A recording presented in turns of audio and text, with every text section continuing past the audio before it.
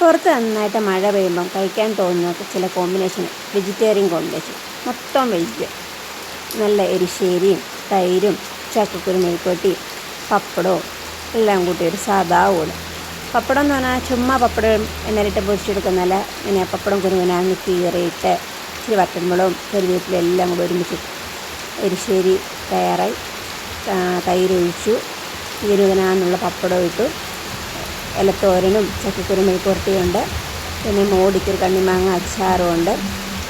അരപ്പ് റെഡിയായി വന്നതിനകത്ത് വേവിച്ച് വെച്ച കപ്പളങ്ങയും അരപ്പും കൂടി ഒരുമിച്ചങ്ങ് ചേർത്തു.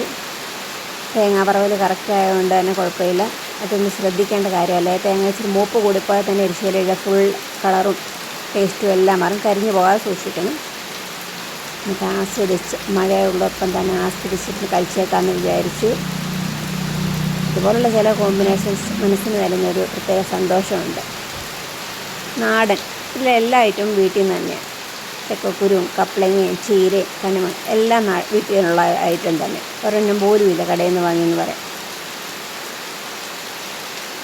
ഇതുപോലുള്ള വെജിറ്റേറിയൻ കോമ്പിനേഷൻ മാത്രം ഇഷ്ടപ്പെടുന്നവരുണ്ട്.